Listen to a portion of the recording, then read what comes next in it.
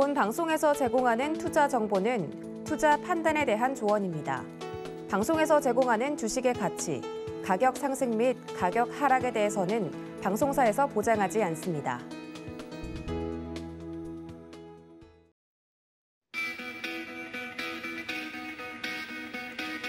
안녕하세요. 고수익 작전 타임의 이수연입니다. 자, 벌써 국내 증시 반등이 시작된 걸까요? 전일 코스피 시장 2거래일 연속으로 반등에 성공했고 코스닥 시장에서도 외국인들이 IT 업종 위주로 순매수 시세 들어오면서 2% 넘는 상승으로 마무리를 지었습니다. 조금 전에 마감된 뉴욕 3대 지수도 일제히 상승 마감에 성공했는데 다우존스 지수가 0.09% 상승, S&P 500 지수는 0.15% 오르며 50번째 신고가를 경신했습니다. 게다가 그동안 부진했던 기술주 중심의 나스닥도 계속해서 반등세를 이어나가고 있는데 사상 처음으로 15,000포인트 위에서 종가 거래를 마쳤습니다. 이렇게 기분 좋은 이슈들이 지금 시장에 가득한데요. 오늘도 그런 힘 받아서 이 상승세를 이어갈 수 있을지 지켜보도록 하겠습니다. 오늘은 이 화이자 백신 승인 이후에 위험자산 선호 심리가 강해지면서 시장에서는 호텔 관련주나 여행 관련주 등 이 경기 재개 민감주들이 아주 상승세가 크게 올랐다고 합니다. 또 이런 이슈 때문에 수요 회복 기대감도 커졌고요. 국제 유가도 3% 급등 마무리에 성공했습니다. 오늘 우리 시장 어떻게 흘러갈지 고수익 작전 타임과 함께 다양한 전략들 얻어가시길 바라겠습니다. 오늘의 투자 작전 확인하시죠. 김민수의 작전 키워드 시간에서는 내수 소비주와 엔터주에 대한 투자 전략 공개하도록 하겠습니다. 최근에 많이 부진을 겪었던 내수 소비주들이 이제 다시 반등을 시작하고 있습니다. 과연 어떻게 대응하면 좋을지 자세한 분석 도와드리겠습니다. 허반석의 작전 리포트 시간, 건설업종 이번 주 다뤄드리고 있습니다. 오늘의 종목은 HDC 현대산업개발입니다. 하반기부터 쭉이란 주제인데 HDC 현대산업개발이 하반기부터 정말 얼마나 쭉 나갈 수 있는지 한번 지켜보도록 하겠습니다. 이주연의 주유소 포트 시간에서는 포스트 코로나19 시대 삼성전자 주가 전망 짚어드립니다. 삼성전자에 아무래도 많은 개인 투자자분들이 몸담고 있지 않을까 싶은데요. 어제 삼성전자가 75,000원 선을 회복해줬습니다. 이게 바로 이 상승의 신호탄인지 좀 확인을 해보기 위해 오늘 이주연 전문위원께 여쭤보도록 하겠습니다.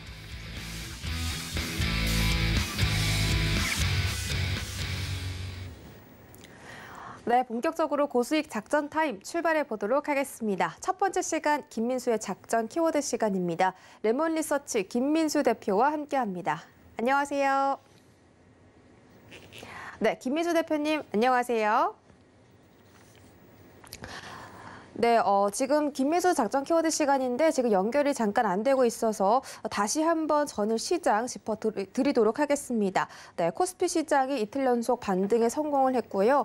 전일 마감은 3,138포인트에서 거래 마쳤습니다. 코스닥 시장도 1,013포인트에서 거래 마쳤고요. 자, 지금부터 김민수 대표님께 이런 시장에 대해서 어떻게 대응하면 좋을지 자세하게 여쭤볼게요. 네, 안녕하십니까? 네, 안녕하십니까? 네, 반갑습니다. 자, 오늘의 작전 키워드 바로 만나볼게요. 네, 오늘의 키워드는 내수 소비주 약진 투자 시기는 이라는 주제입니다. 내수 소비주가 최근에 많이 약한 모습을 보여줬는데 그래도 다시 몇 거래일 연속으로 좀 뜨는 모습을 보여주고 있거든요.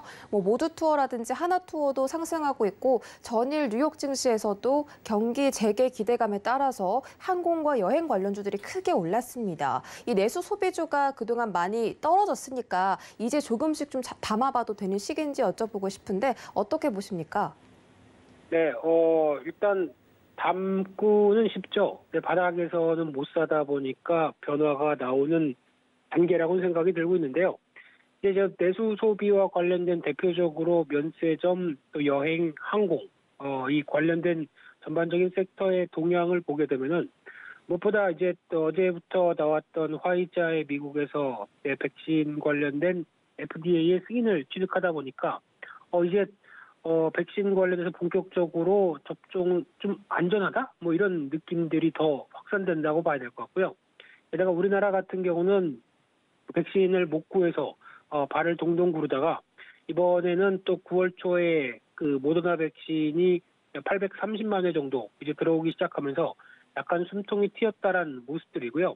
그래서 그 전까지는 지금 백신 관련돼서 우리나라에 적어도 한 개 토종 백신과 치료제는 있어야 되는 거 아니냐. 라는 관점 쪽에서 특히 SK 바이오사이언스가 들어가고 있는 백신 3상, 임상 3상 쪽에 대한 기대감을 좀 키웠던 부분들이고, 게다가 셀트리온의 치료제죠. 그래서 이 두 가지 쪽으로 뭔가 꾸려가겠다라는 입장 쪽에서 약간 또 숨통이 트이다 보니까 같이 리오프닝 관련된 이 소비주가 또 각광을 받고 부각을 받는 과정이 아닌가 생각이 들고 있는데요. 거기다 더 중요한 사실들은 이제 백신이 또 들어오면서 다시 접종을 하게 되면 적어도 1차를 필두로 한 백신 접종률이 전 국민 70%대까지 넘어간다라고 하게 되면 그 시점부터는 방역에 관련된 상황을 좀 변화를 시킬 가능성이 높다라는 쪽에서 질병청에서도 얘기를 하는 부분들이고요.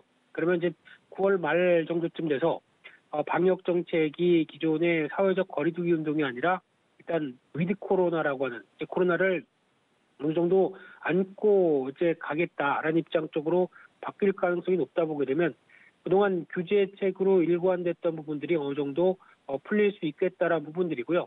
그럼 그를 통해서 아마 이제 리오프닝 관련된 쪽의 섹터들도 이제 그를 좀 바라보면서 움직일 때가 되지 않았느냐 하는 관점 쪽으로 바라보는데, 이런 관련된 종목들을 이제 대응을 할 때 가장 먼저 초점을 맞춰야 될 게 몇 가지 요인들이, 첫 번째가 이제 확진자 추이라고 봐야 될 것 같고요. 계속 이어지고 있는 확진자의 변화들을 체크하는 게 가장 중요할 것 같고, 거기다가 또 이런 백신을 계속 확보할 수 있느냐 이런 여부를 중요해 보인다고 봐야 될 것 같고요. 마지막으로는 또 이어지고 있는 접종률 같은 경우도 확인을 해야 될 걸로 보여지고 있는데, 그런 변화라고 하게 되면 이런 꾸준한 변화가 시장에서 그동안 좀 많이 소외됐었던 부분들을 얼만큼 끌어올릴 수 있느냐 이런 관건들로 가장하겠지만, 가장 중요한 거는 또 섹터와 종목의 변화가 아닌가 생각 들고 있고요. 그런 측면으로 봤을 때는 가장 먼저 눈여겨볼 수 있는 게 제가 본 한국공항 같은 경우가 눈에 띕니다. 물론 이 회사 같은 경우 공항 관련된 여러 가지 서비스를 하는 하역이라든가 또 뭐 케이터링 이런 여러 가지 서비스를 한다고 하더라도 특히 2분기 실적이 좀 놀랍게 변했습니다. 그동안 실적에 대한 기대감이 그렇게 크게 없었다가 2분기 실적 나오는 거 보고 크게 반응을 한다는 얘기는, 일단 공항은 이제 비행기만 들어서기 시작하게 되면은 당연히 이런 기본 서비스가 필요하게 되겠죠. 그런 쪽에서 실적에 대한 변화가 나오기 시작하면서 그에 따른 또 어떤 자산 대비 저평가가 뚜렷한 상황이기 때문에 이런 종목들은 눈여겨봐야 될 것 같고요. 그 밖에 또 항공주 쪽에서 얘기들도 상당히 많이 나오고 있는 상황들인데, 가장 하나만 고르라고 하게 되면 당연히 대한항공입니다. 대한항공이 맞겠지만은 어떤 LCC라고 하는 또 이제 여객을 중심으로 한 이런 항공사 같은 경우도 지금 이제 눈여겨 볼 수 있는 부분들이 앞으로 어차피 코로나19가 안고 살아야 될 흐름이라고 하게 되면 서서히 여행객 여객 수요도 점진적으로 늘어날 수밖에 없겠다라고 하게 되면 이런 부분들도 반영이 될 걸로 보여지고 있는데, 지금은 당장 하반기에는 대부분의 이런 항공사들 같은 경우 감자나 그리고 또 유상 증자까지 이어지면서 자본에 대한 변화를 이끌어낼 가능성이 높기 때문에 그런 절차가 진행되는 쪽은 미리 들어갈 필요 없을 것 같고요. 어느 정도 어떤 자본금의 변화가 완료된 상태 쪽에서 상대적으로 낮아진 가격대를 노리는 게 좋지 않을까 그런 쪽에 포인트를 맞추게 되면, 그런 관점 쪽에서 어떤 증자 끝나고 다음을 노리는 전략, 이쪽은 나쁘지 않을 걸로 보여지고 있습니다. 네, 말씀 주신 것처럼 지금 전 세계가 위드 코로나를 기대하고 있죠. 영국에서는 이미 위드 코로나 실시 중인데 오히려 코로나 확진자 수가 줄어들고 있다고 합니다. 이에 따라서 여행이나 면세점 등 이 항공주들 그리고 여행 관련주들 부각이 되고 있고, 또 지금 뭐 감자나 유상증자를 통해서 자금적인 변화를 꾀하려는 그런 기업들이 있기 때문에 저가 매수가 유효하다라고 전략을 세워주셨습니다. 두 번째 키워드 바로 만나볼게요. 네, 두 번째 키워드는 엔터주의 강세, 투자 전략 공개입니다. 최근에 엔터주들이 강세장으로 계속해서 상승세를 이어가고 있습니다. 어제 코스피, 코스닥 양시장 모두 상승 마감 성공했는데 그 중에서도 엔터 종목들의 강세가 돋보였습니다. 우리가 알고 있는 대표적인 YG나 JYP 그리고 SM 등등 이런 대형 기획사들의 주가 흐름도 대단했고요. 그 대형 기획사에 있는 가수들이나 배우들 그런 부분들의 이슈가 조금 뉴스에 나오면서 이 시장에 대한 회복세가 또 기대되고 있는 것 같기도 합니다. 엔터주 전망은 어떻게 보십니까? 네, 좋게 봅니다. 엔터주들을 바라볼 때 어제 같은 경우도 혹시나 시장에서 그동안 좀 선전했던 종목이 어제 같은 장에서는 좀 처지고 못 올라가는 모습들이 나왔는데 오히려 지금 엔터주 입장은 그와 반대로 시장을 따라가려는 움직임이 나온다라고 하게 되면 그만큼 기대감이 높은 부분이라고 보여지고 있고요. 그런 관점으로 봤을 때 어제 엔터주의 강세는 첫 번째 SM이었습니다. SM이 다시 전고점대를 돌파하면서 변화가 나오는 과정 쪽에서 나왔던 얘기 중에 하나가 CJ그룹이 어떤 몸이 달아있다. 엔터사 쪽의 지분을 인수하는 SM 쪽을 인수를 하겠다는 입장들이 좀 더 강경해지는 것 같고, 근데 아직까지 확정된 건 없는 가운데 지금 카카오도 관심이 상당히 높은 상황들이죠. 네이버도 여전히 관심은 있는 걸로 보긴 하겠지만 일단 카카오냐 CJ냐 이런 쪽에 대해서 압축으로 들어가면서 변화가 나오는 걸로 보여지고 있는데 이런 관점 쪽에서 좀 더 적극적인 구애는 CJ일 가능성이 높다라는 쪽에 분석이 좀 나와다 보니까 이런 쪽에 변화가 나오고 또 시장에서도 또 SM, CNC 이런 종목들도 같이 영향을 끼쳤던 걸로 보여지고 있는데요.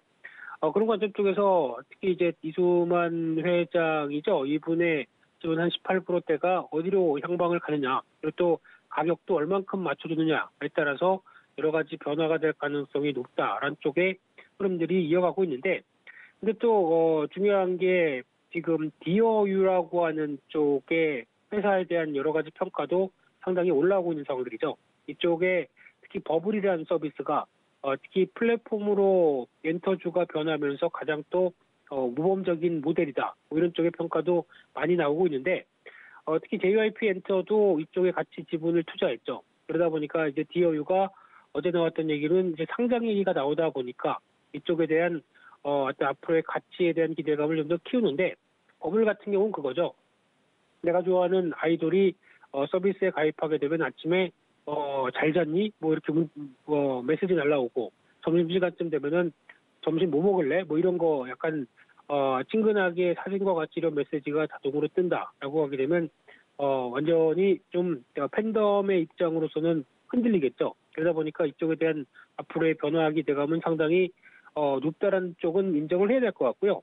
게다가 중요한 게 앨범 판매가 의외로 지금 시장에서 엔터 산업 쪽에서 또 하나의 흐름으로 자리를 잡고 있다고 봐야 될 것 같은데, 앨범 판매 같은 경우 예전에는 과거 90년대 이런 때만 샀었죠. CD 사고 테이프는 그때 없었지만 이제 CD 사면서 이게 또 앨범 판매 100만 장 이런 쪽으로 나왔던 적도 있었지만은 그 뒤로 이제 좀 시대가 변하면서 이제 음원만 듣죠. 그러니까 쉽게 말씀드리면 스트리밍 서비스나 이런 쪽으로 접근했는데 최근 들어서는 음반 판매가 또 하나의 중요한 변화를 이끌고 있는 게 이게 팬덤으로 연결되면서 음반도 굿즈다라는 쪽에 대한 시각이 나오면서 오히려 내가 좋아하는 아이돌 음반을 한 개가 사는 게 아니라 3개, 5개 이런 식으로 사서 나의 팬심을 보여준다라는 쪽도 나오고 있는데, 그러다 보니까 최근에 나오는 또 이번에 스트레이키즈인가요? 네, 이쪽이 어떤 JYP 쪽이죠. 네, 스트레이키즈가 이번에 새로운 앨범 발매하는데 벌써 선예약이 90만 장 들어갔다고 하게 되면 상당히 놀라운 수치고요. 또 이번에 NCT 127이 다음 달에 컴백을 하는데 예약 판매만 130만 장이 넘었다고 하게 되면 이런 앨범 판매에 대한 변화도 꾸준하게 지금 변화가 들어가고 있다는 관점 쪽에서 좀 더 주목을 해야 될 흐름이라고 생각이 되고 있고요. 그런 관점이라고 하게 되면 어떤 엔터사 입장 쪽에서 과거에 어떤 공연을 하고 그리고 또 단순하게 음원과 관련된 부분들의 확장세가 이어져서 음반 판매나 또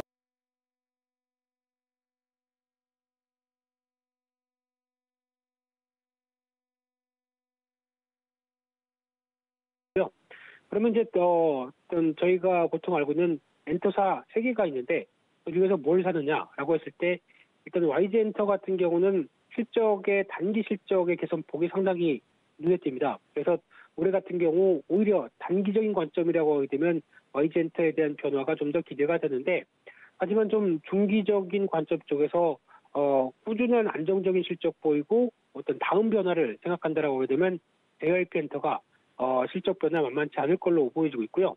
지금 현재 앞서 스트레이키즈도 잠깐 말씀드렸지만 앞으로 JYP엔터가 보여줄 수 있는 또 미국과 해외 쪽 특히 일본 쪽에 대한 여러 가지 역할을 봤었을 때 지금 일본 쪽에서 나오고 있는 이티라든가 그다음 니주 그리고 또 다음에 이어지고 있는 또 보이그룹의 일본 보이그룹들의 변화를 생각하게 되면 JYP엔터에 대한 앞으로 실적 변화가 더 기대가 된다고 봐야 될 것 같고요. 또는 아까 음반 얘기를 말씀드렸는데 음반 유통으로 실적이 크게 변하고 있는 회사가 YG 플러스입니다. 그래서 상반기에도 벌써 실적에 대한 변화가 나오는데 이 부분이 그대로 또 하반기에 적용한다라고 하게 되면 실적 기대감이 높을 것 같고요. 또나 키스트라는 회사 같은 경우는 기존에 매니지먼트 쪽에 강점이 있었던 쪽인데 이를 정리하고 이제 엔터 제작사로, 즉 컨텐츠 제작사로 바뀌면서 내년에 예정된 컨텐츠가 한 4개 정도 된다라고 하게 되면 이쪽에 대한 변화 기대감도 높기 때문에 한번 지켜봐야 될 종목이 아닌가 싶습니다. 네, JYP랑 YG 그리고 YG 플러스까지 지금 단기적인 이슈도 있고 JYP 엔터 같은 경우는 앞으로 꾸준히 실적이 증가할 것이다 이렇게 말씀해 주셨습니다. 대표님께서는 이런 아이돌 좀 좋아하시나요? 별로 안 좋아한다고 말씀드리기는 좀 그렇고요. 네. 네, 그냥 제니 포레버입니다. 이상입니다. 알겠습니다. 네. 그래도 이렇게 이 시장에 대한 전반적인 이슈를 또 알고 계시니까 저희가 한번 참고해 보도록 하겠습니다. 마지막으로 저희 시장 대응 작전 좀 여쭤보도록 할 텐데요. 전일 뉴욕 증시에서 이 기술주 중심의 나스닥이 사상 처음으로 15,000포인트 위에서 마감하기도 했고 우리 시장도 이 거래일 연속으로 큰 반등세가 나오고 있습니다. 과연 이제 조정이 끝나고 다시 상승 추세로 전환이 된 건지도 궁금한데 오늘장 대응 작전 어떻게 세워볼까요? 네, 또 언제 그랬는 듯이 시장이 빠르게 올라옵니다. 그러다 보니까 고민이 되는 시점이고, 손절했네, 이거 어떡하나, 아니면 안 팔길 잘했네, 만감이 교차되는 지금 시장이라고 봐야 될 것 같고요. 근데 가장 중요한 거는 오늘 일단 한국은행 내일이죠. 한국은행에서 어떤 금리 관련된 쪽 변화 나오고 그러면서 어떤 원화와 관련된 동향들, 즉 환율 동향이 또 중요하다고 봐야 될 것 같은데 그만큼 환율에 대한 안정세가 이끌어진다라고 하게 되면 시장에 대한 투자 심리는 여전히 좀 더 좋은 쪽으로 나갈 것 같고요. 게다가 또 수급 같은 경우도 이런 부분이라고 하게 되면 더 이상 외국인들이나 기관도 마찬가지겠지만 매도로 대응하지 않는다고 하게 되면 상대적으로 외국인 같은 경우도 지금 지분이 많이 빠진 상태 쪽에서 적어도 조금씩만 변화가 들어온다고 하더라도 시장에 대한 활력소가 되지 않을까 하는 관점 쪽에서 수급 개선이 시장을 이끌 수 있을 가능성들에 대해서 무게를 둬야 될 것 같고요. 그러면은 일단 시장은 안정권 쪽에 무게를 두는데 하지만 어제 장중에도 보게 되면 변동성이 상당히 크게 나오고 있습니다. 그런 쪽에서 변동성 특히 이만큼 올랐다가 또 장중에 하락하기 시작하게 되면 마음이 또 불안해지죠. 그동안 몇 주 사이, 2주 사이에 하락했던 걸 경험했기 때문에 투자 심리가 마구 흔들립니다. 이럴 때는 이런 변동성을 얼만큼 잘 관리하느냐가 또 하나의 숙제인 것 같고요. 그런 쪽으로 봤을 때 지금 어떤 이번에 하락분, 그래서 3,300선에서 3,050선까지 하락분을 한 절반 정도 돌리는 흐름이라고 하게 되면 약 한 3,200 전후가 되지 않을까라는 관점 쪽이 일단 1차 저항으로 보이고요. 그러면 그 정도까지는 일단 이번에 잘 참았고 그리고 혹시나 저점에서 싸게 샀고 하게 되면 이런 종목들에 대해서는 이 정도 왔었을 때 오히려 어떤 식으로 대응을 할지 즉 좀 정리할 건 정리하고 또 다시 이쪽은 더 갈 것 같게 되면 다시 비중을 늘리고 하는 여러 가지 정리 작업이 좀 필요하지 않을까 생각되고 있고요. 그래서 지금은 기존에 낙폭 과대했던 종목들이 먼저 반응을 하는데 기존의 주도주들은 좀 쉬어가죠. 이런 쪽에서 바텀 터치가 계속 이어나가는지 흐름들을 확인해 보면서 일단은 조금 더 상승할 때까지 끌고 가보자 이렇게 말씀드리겠습니다. 네, 코스피 시장은 3,200선 전후로 1차 저항이 있을 것이라고 말씀드렸습니다. 코스피, 코스닥 시장에 대한 지수 흐름도 함께 살펴보면서 여러분들의 포트 대응해보시면 좋겠습니다. 레몬리서치 김민수 대표와 함께했습니다. 고맙습니다. 네, 감사합니다.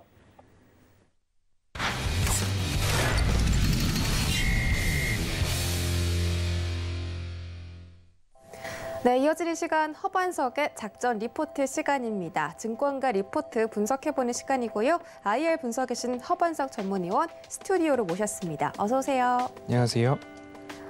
네, 이렇게 스튜디오로 직접 모셨습니다. 매주 수요일마다 이렇게 함께 해주시는데 이렇게 옆에 계실 때마다 참 든든합니다. 네, 맨날 제가 혼자 방송을 하기 때문에. 네, 갑자기 드는 생각인데 버니 씨도 한번 이 자리에 오시면 재밌을 것 같아요. 네, 한번 코로나가 좀 잠잠해진다면 한번 아침 저희 애청자신가 봐요. 그럼요. 고맙습니다. 김민수 대표님 방송도 잘 듣고 있습니다. 아침부터 훈훈합니다. 자, 이번 주 건설 업종에 대해서 다뤄보고 있는데요. 과연 오늘의 종목은 어떤 종목일지 바로 확인해 보시죠. 네, 오늘의 종목 리포트는 HDC 현대산업개발입니다. 하반기부터 쭉이란 주제인데요. 상반기에도 이 현산계가 4조 원 규모의 수주를 받았다고 알고 있는데 제가 이제 잠깐 여쭤보니까 상반기보다 하반기에 이 수주 물량이 더 확대된다고 하시더라고요. 이 현대산업개발 하반기에 정말 언제부터 좀 투자하면 좋을지까지 말씀해 주시면 좋겠습니다. 네, 수요일은 작전 리포트라는 이야기를 제가 좀 드리고 있는데요. 이번 주는 건설업종을 살펴보고 있습니다. 그중에서도 어제는 현대건설을 살펴보았고요. 오늘은 수요일 HDC 현대산업개발을 볼 예정입니다. 그리고 내일은 또 어떤 리포트를 가지고 올지 한번 기대를 해주시고요.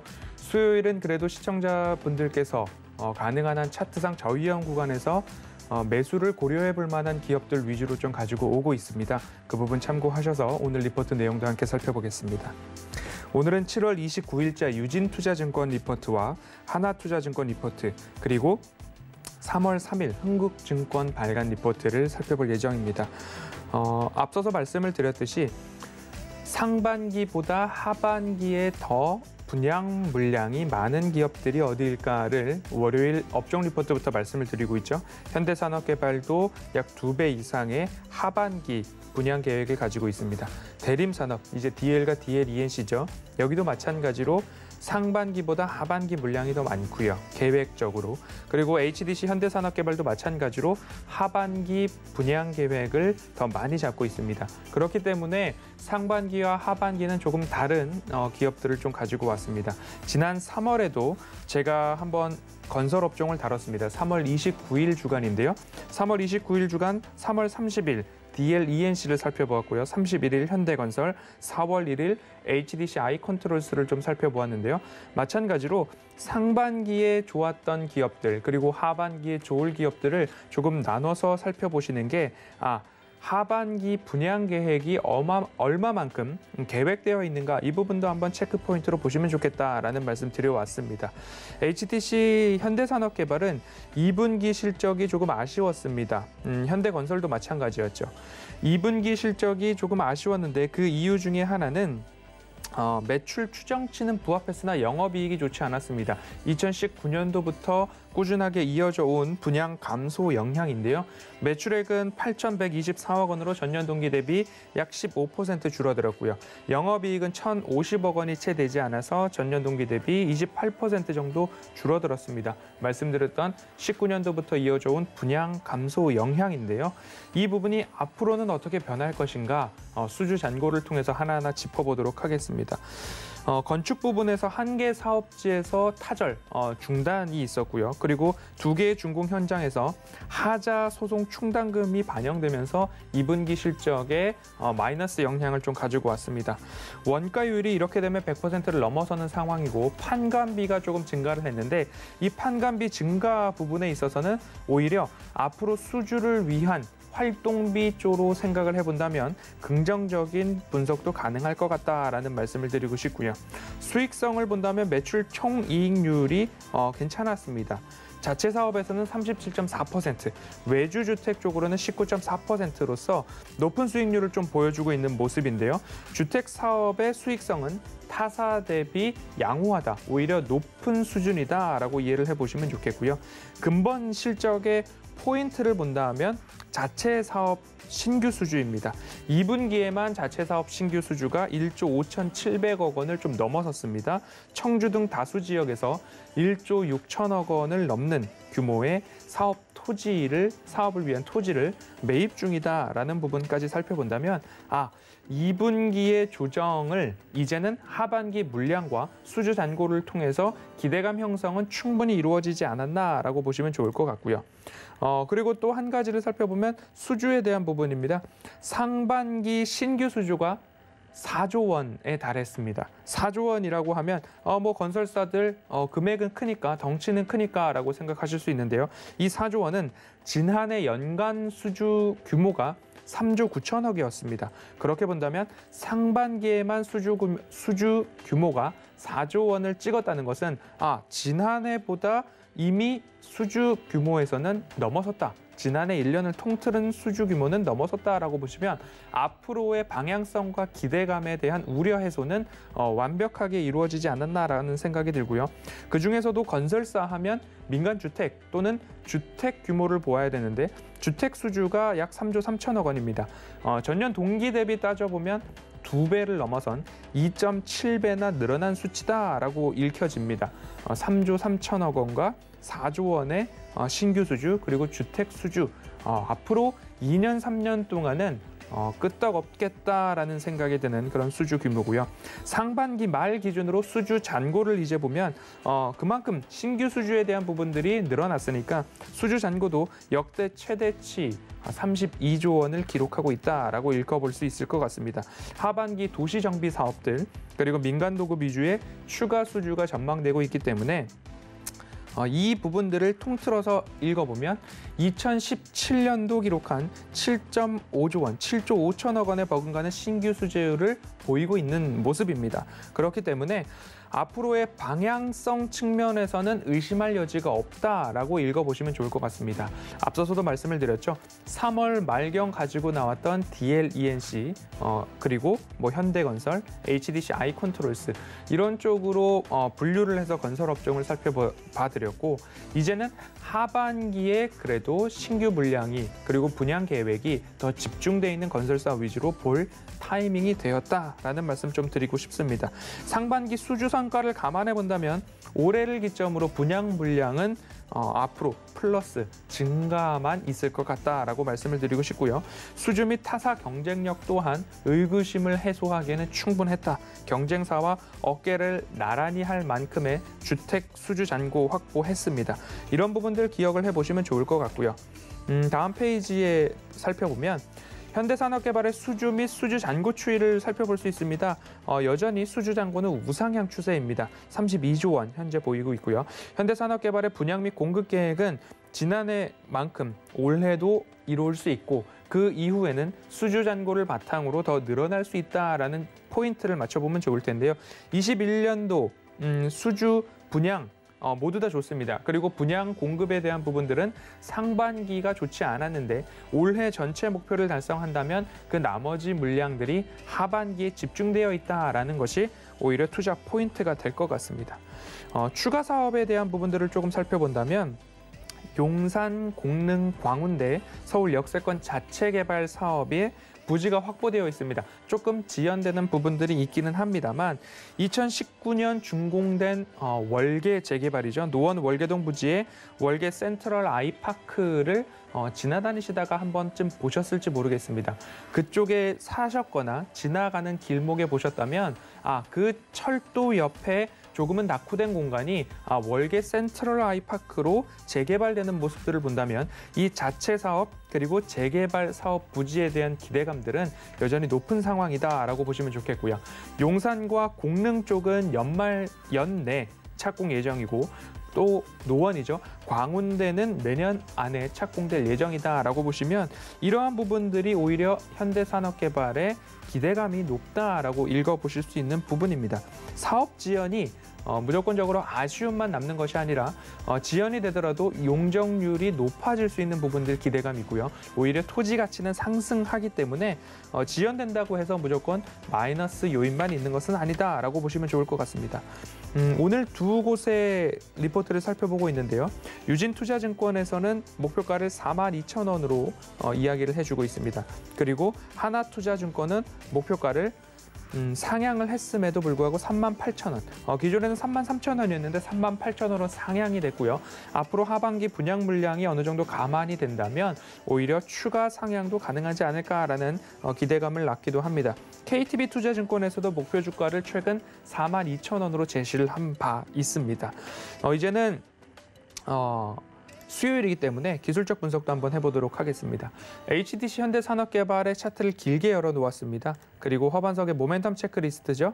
차트상 저위험 구간인가를 보기 위해서 하단부와 하단부, 최저점들에 대한 부분들을 동그라미를 치고 선을 그으셔도 되고요. 조금 익숙해지신 분들은 한 번에 선을 그으셔도 이렇게 추세를 확대해 놓고 보면 이 추세 하단부에서는 상승이 나오더라라는 부분들을 한번 읽어보실 수 있을 겁니다. 그리고 그간의 상승 중에는 되돌림 자리에서 되돌림을 다시 한번 맞고 하락했던 모습들이 기술적 분석을 통해서도 조금 확인되는 모습입니다. 이 되돌림 자리까지는 그래도 무난하게 상승을 해주는 기업들의 특징은 매출액과 영업이익이 증가하는데 이제부터 볼 포인트는 하반기가 좋아지는 HDC 현대산업개발이라는 말씀을 드렸습니다. 그러면 올해와 내년 후년도까지 당기순이익이 양의 성장을 보이는 부분들이 있고요. 올해는 상반기가 조금 주춤했지만 하반기에 대한 기대감들이 있기 때문에 이 전망치도 오히려 일부 수정이 되면 좋겠다라는 기대감과 여기가 끝이 아니라 내년도도 양의 성장, 후년도도 양의 성장이라는 전망치가 확실하게 딱 보여주고 있는 모습입니다. 이러한 기업들이 대부분 차트상 저위험 구간에 도달했을 때에 이 추세 저점을 뚫고 내려가는 것이 아니라 이곳에서는 오히려 반등이 나오더라라는 모습들에 좀 집중을 해보시면 좋겠다라는 말씀 좀 드리고 싶습니다. 지난해 3월 제가 건설업종을 말씀을 드리면서 3월 30일 DLENC를 말씀을 드렸죠. 3월 30일을 차트에서 세로줄로 좀 그어보도록 하겠습니다. 3월 30일 언저리에서부터 DLENC의 주가는 좋은 상승을 보였습니다. 상반기에 그래도 기대가 되는 기업, 대림산업, DLENC였죠. 그렇기 때문에 상반기에 살펴보았고요. 현대건설은 워낙 탄탄했던 모습이고 주택보다도 플랜트 사업 쪽에서의 두각이 좀 뛰어났습니다. 마찬가지로 3월 31일 가지고 나와서 함께 리포트를 살펴보았습니다. 이날도 수요일이었네요. 현대건설 같은 경우에도 이 이후에 7월 6일 정점까지 좋은 상승률을 좀 이어져 왔습니다. 그리고 종합건설사는 아니지만 HDC의 아이컨트롤스를 좀 말씀을 드렸죠. 4월 1일자로 말씀을 드렸는데요. 4월 1일을 세로줄로 체크해보면 목요일 이 구간이 됩니다.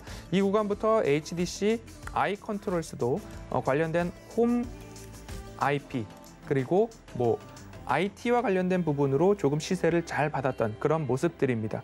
이렇게 상반기에도 건설업종을 말씀을 드리고 이제 조정이 조금 나왔나 싶어서 오늘 수요일에는 현대산업개발, HDC 현대산업개발을 차트상 저위험 구간이라는 판단에 오늘 이렇게 좀 가지고 나왔습니다. 이 부분들을 조금 살펴보시고요. 오늘 말씀드린 내용들은 핫클립 영상으로 노란톡 오픈 채팅방에서도 공유를 드리고 있고 리포트 전문의 보고 싶다 하시는 분들께는 제가 하이라이트 그은 내용들 공유해드리고 있고 링크를 좀 드리기도 있습니다. 그렇기 때문에 오늘 내용들의 고개가 끄덕여지신다면 HDC 현대산업개발 한번 꼼꼼히 살펴보시고 관심 종목으로 넣어놓으셔도 좋을 것 같다라는 말씀 여전히 수요일은 작전 리포트에서 살펴보았습니다. 오늘 여기까지 현대산업개발 살펴보겠습니다. 네, 현대산업개발에 대해서 다뤄주셨고 또 3월에 리포트에서 다뤘던 DLENC나 현대건설도 한번 짚어드렸습니다. HDC 현대산업개발 같은 경우는 허반석 전문위원이 항상 말씀하시는 차트상 저위험군에 있다. 이렇게 말씀을 드렸으니까 하반기 수주 실적도 기대해보면서 눈여겨보시길 바라겠습니다. 샵 0082번으로 허반석이라고 3글자 전송해주시면 이 이야기 그대로 방송 외에도 한번 체험을 해보실 수가 있으니까 많은 참여 부탁드립니다. 부탁드리겠습니다. 네, 위원님 오늘 분석 고맙습니다. 감사합니다. 네, 이어지는 시간은 이주현의 주유소 포트 시간입니다. 저녁 8시 방송되는 주유소 시간에서 이주현 전문위원이 구성하신 포트 종목들 하나하나 개장 전에 리뷰해보는 시간이죠. 이주현 전문위원 만나볼게요. 안녕하세요. 네, 안녕하세요. 네, 반갑습니다. 자, 오늘 수요일장 벌써 찾아왔는데 일단 주유소 운용 원칙부터 만나보고 갈게요. 네, 이주현의 주유소 포트 운용 원칙입니다. 첫 번째로 바닥난 포트폴리오를 접수한 뒤에 기존 종목들을 손절하고 전문가 추천조로 포트를 운용하게 됩니다. 전문가당 한 종목 추천을 원칙으로 하고 있고요. 최고 수익률 산정 기준은 종가로 합니다. 다음 장 보시죠. 네, 이주현의 주유소 포트 종목들, 지금 첫 번째 장에는 모든 종목들이 목표 가격과 목표 수익률에 도달한 상태고요. 동신건설과 삼익THK, CJ ENM은 목표 가격을 도달했습니다. 이 서암기계공업은 15% 수익률 달성, YJEM게임즈도 단기간에 16.9% 수익률 챙겨갔습니다. 다음 장 보시죠. 네, 다음 장은 태경 BK가 32.8%라는 어마어마한 목표 수익률에 도달했습니다. 지금 나머지 종목들 모두 다 마이너스가 떠 있는 상태인데 최근에 시장 조정 받으면서 함께 주가가 하락했고 아직까지는 회복을 못 해주고 있는 상태네요. 다음 장 보시죠. 네, 다음 장도 대웅제약과 제일바이오 그리고 CJ ENM까지 8월에 편입된 종목들이 있습니다. 대웅제약이 마이너스 4%, 제일바이오도 좀 부진한데 일단 이런 부분에 대해서 어떻게 하면 손절 복구할 수 있을지 전략 들어보도록 하겠습니다.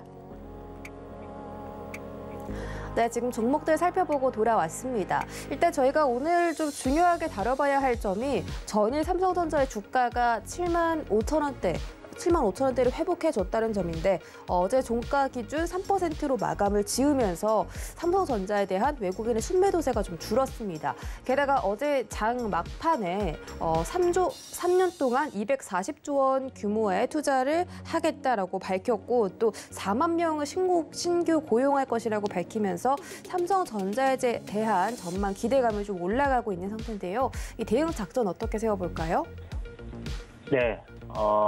이제 제가 금요일 날에 이제 시장이 반등이 나온다라고 좀 매수 신호를 공포에 살아라면서 좀 적극적으로 매수하라는 식으로 말씀드렸는데 일단 삼성전자가 보시는 것처럼 기술적으로 코로나19 팬데믹이 터진 이후에 만들어진 저점 그리고 그 추세대 하단자리 부분까지 이제 조정이 나왔고요.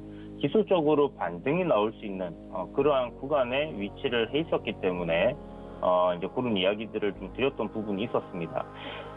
물론 대형주고 무거운 종목이다 보니까 시장 반등 흐름에 따라서 뭐 더 강하게 올라온 종목들이 상당히 많이 있고 뭐 이번에 이제 조정장에서도 상승 추세를 유지해줬던 종목들 내에서의 상승 흐름이 더 강하게 나온 부분들이 있어요. 그렇지만 어찌됐든 삼성전자가 올라줘야지 국내 시장이 어느 정도 안정을 좀 찾을 수 있다라는 부분을 생각해봐야 될 것 같고요. 좀 전에 말씀하신 것처럼 이제 이재용 부회장이 뭐 가석방인가 어쨌든 출소가 되고 나서 240조 규모의 투자를 진행하기로 이야기가 나왔습니다. 반도체 그리고 바이오 쪽을 제2의 반도체로 육성하겠다라는 이야기를 하게 됐는데 뭐 아시는 것처럼 국내 반도체 뭐 삼성전자뿐만이 아니라 중소기업들 굉장히 많이 있습니다. 그래서 삼성이 240조의 반도체 쪽과 그리고 이제 바이오 쪽 이런 분야에 투자를 하겠다 하면 국내에 있는 일단 뭐 중소 반도체 기업들, 장기업체들이라든지 소재 기업들 같은 경우는 분명 수혜를 추가적으로 받을 수 있는 부분이다라는 생각이 드는 부분이죠.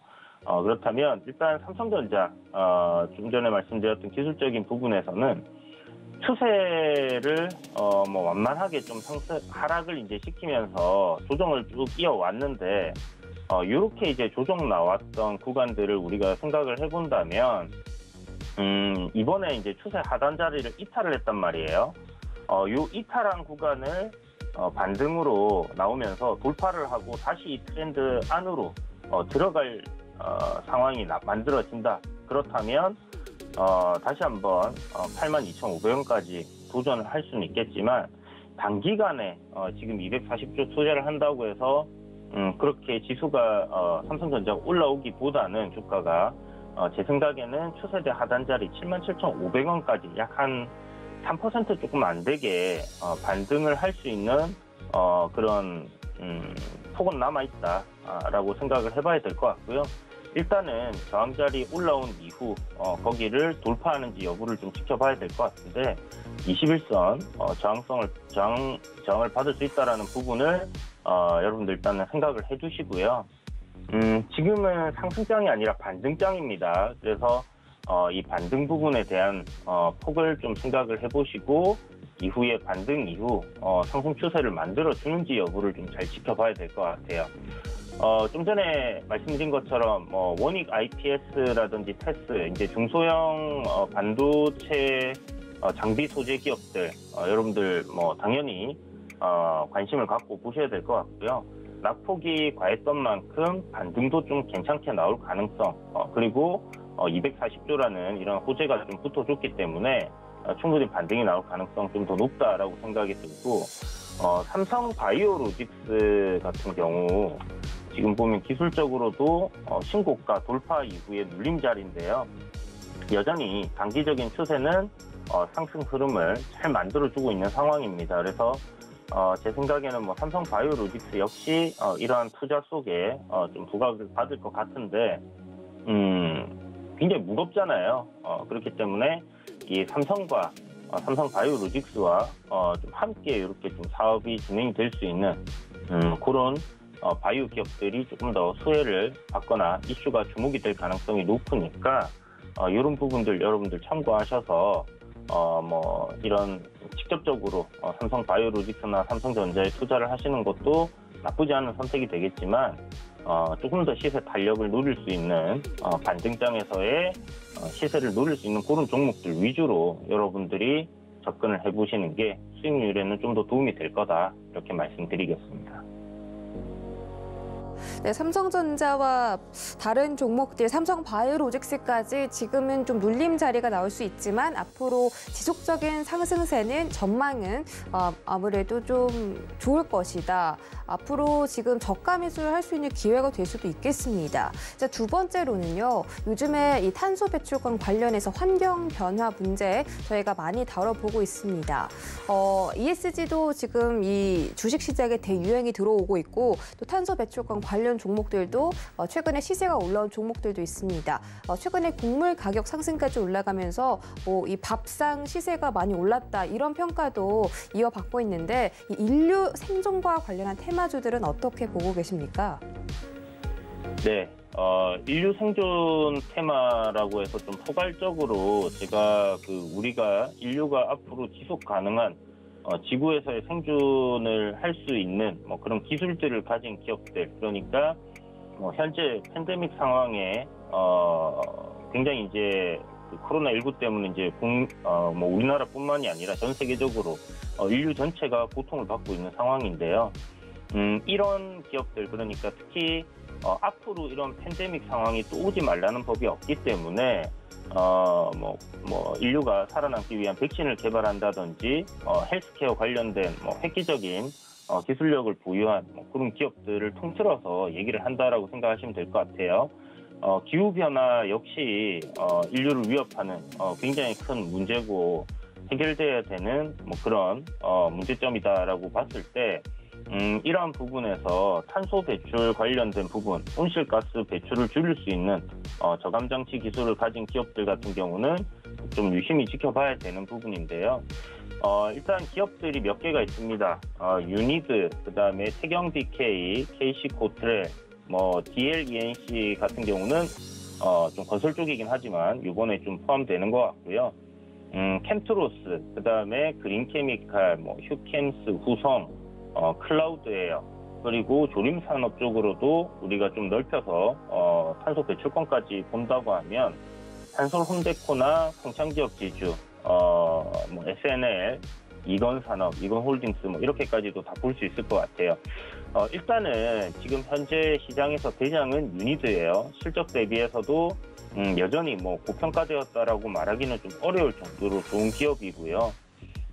최근에 시장이 조정 반등 기간에도 크게 밀리지 않고 일단 반등이 나와줬고 방향을 계속해서 상승으로 잡고 있다는 부분이 긍정적으로 볼 수 있는 부분인데 이 종목 같은 경우는 일단 단기적으로 시세가 좀 많이 나왔습니다. 그래서 공략을 한다고 하면 손절가를 좀 잘 잡으시고 단기적인 관점으로 좀 지켜보셔야 될 것 같고요. 태경 BK 같은 경우도 시세가 이제 한 차례 나와주고 또 조정을 잘 받았죠. 지난번에 이제 주유소 포트폴리오에 있던 종목인데요. 보시게 되면 월봉상 저항 자리를 돌파해냈고 그런 눌림 구간을 잘 받아내고 있는 모습입니다. 그래서 이렇게 우상향하면서 눌림을 받고 있는 기업들 그리고 최근에 낙폭과대로 저점까지 이렇게 밀린 종목들이 꽤나 있어요. 이런 종목들 같은 경우는 제 생각에 단기적인 관점으로 좀 보시기보다는 중장기적인 관점, 아마 올해보다는 내년이 오히려 더 탄소 관련해서 그리고 이 온실가스 관련해서 좀 더 이목이 집중될 가능성이 높다라는 관점에서 저점에서의 매수를 관심 종목에 넣어두시고 기다리셨다가 저점 매수를 한번 노려본다면 괜찮은 그런 섹터가 되지 않겠나라는 생각이 들어서 이런 그 인류 생존 테마라고 해서 만들어져 있는 탄소 배출권, 그러니까 탄소 포집 관련주입니다. 그래서 유니드, 태경 BK, KC코트렐 이런 식으로 해서 여러분들이 좀 관심 종목 놓고 지켜보시면 앞으로 수익 내시는데 도움이 많이 되지 않을까라는 생각이 들고요. 아무래도 이런 테마의 특성을 봤을 때 어떠한 그 재료가 지속될 수 있느냐 아니냐라는 부분을 판단해 봤을 때 앞으로 지속될 수밖에 없는 그런 테마들 같은 경우는 시세가 크게 오를 때는 일단 관심 종목에 넣어 두셨다가 조정을 받을 때 저점 매수를 노려보신다면 괜찮을 것 같고 좀 전에 말씀드렸던 이런 기업들뿐만이 아니라 신재생 에너지 역시 인류 생존을 위해서는 앞으로 나아가야 할 길이고 2차 전지 역시 그런 포괄적인 관점 안에서 들어간다라고 보셔야 될 것 같습니다. 그래서 우리가 이제 화석 연료를 쓰지 않고 환경 친화적인 그런 사업을 하는 부분들은 전부 다 인류 생존 테마에 들어간다라고 생각하시고 그런 기업들 돌아가면서 계속해서 그런 쪽으로 인류가 생존하기 위한 기술을 보유한 그런 기업들로 인한 시장의 수급 쏠림은 좀 지속될 가능성이 높다라고 생각이 되니까요. 그런 부분들 참고하고 보시면 좋을 것 같습니다.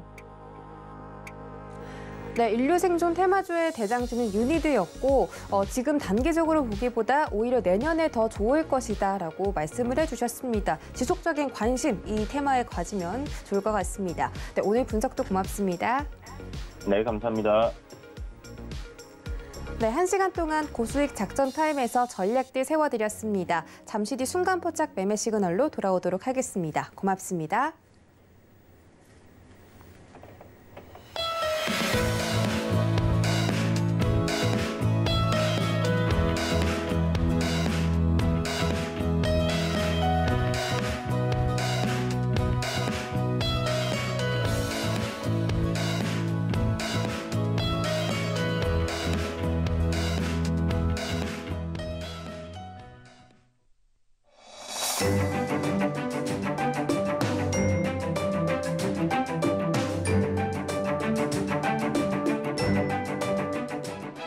안녕하세요. 캐웨더 라이프스타일 리브 박유라입니다. 오늘도 비 소식이 있습니다. 중부지방은 오후 한때 소나기가 지나겠고 남부와 제주도는 낮 동안 비가 내리겠는데요.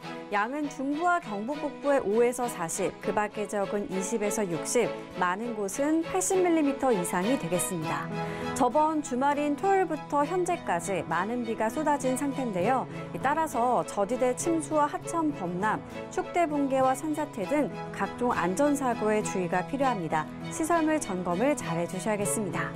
오늘은 서해상에 위치한 고기압의 가장자리에 들겠고요. 남부지방은 제주 남쪽에서 생성된 기압골의 영향을 받겠습니다.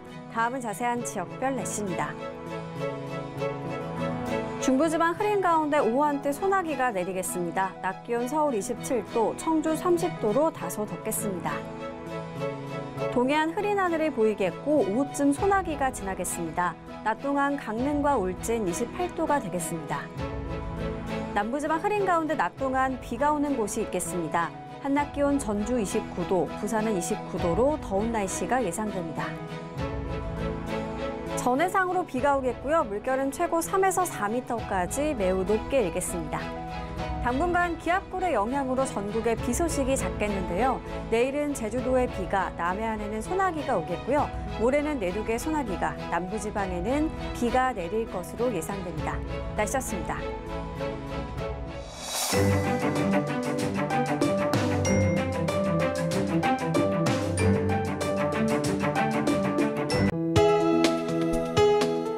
본 방송에서 제공하는 투자 정보는 투자 판단에 대한 조언입니다. 방송에서 제공하는 주식의 가치, 가격 상승 및 가격 하락에 대해서는 방송사에서 보장하지 않습니다.